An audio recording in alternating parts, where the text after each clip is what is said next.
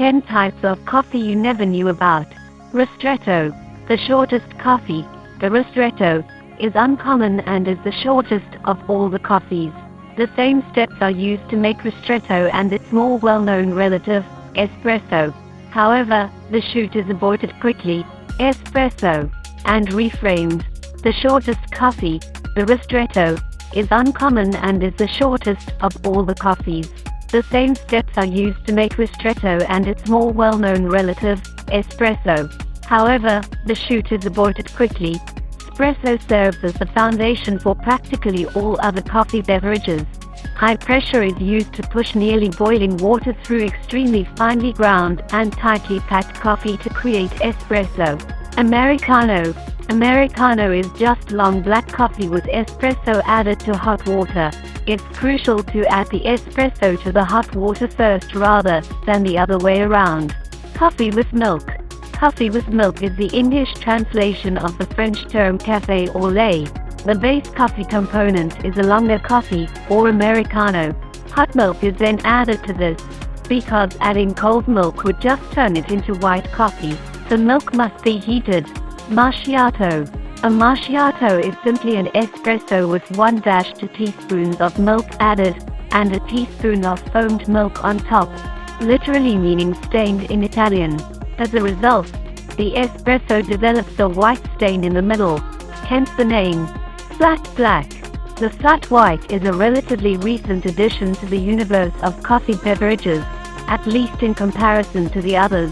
It is believed that Australia produced this particular variety of coffee in the 1980s.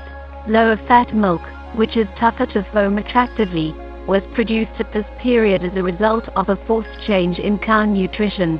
Many cappuccinos become somewhat flat as a result of this. To avoid problems with customers anticipating a foamier beverage, coffee shops all around Australia started to advertise this as white coffee, flat. Cappuccino. It is improper to have a cappuccino at any other time of the day in Italy, where it is a staple of breakfast.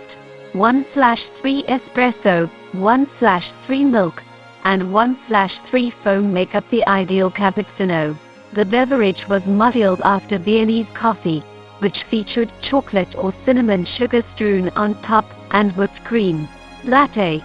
The milkiest coffee beverage on the market is the latte, sometimes known as a cafe latte, sometimes referred to as a latte macchiato since this time the espresso is stained into the milk rather than the other way around. A latte should only include a single shot of espresso, heated milk on top, and a thin layer of foam, about 1-2 cm, on top. Mocha. Mocha is a beverage that is comparable to a cappuccino and is named from the city of Mocha in Lebanon, which was a hub for the trading of coffee. The distinction is that to make something akin to hot chocolate, chocolate and sugar are mixed with the coffee and milk.